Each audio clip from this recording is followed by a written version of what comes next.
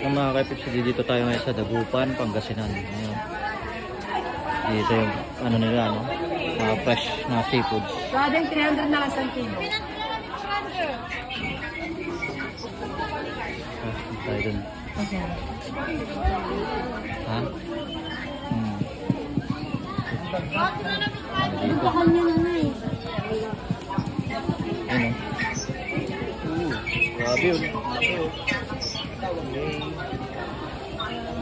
Holy. Dami. Seafoods dito.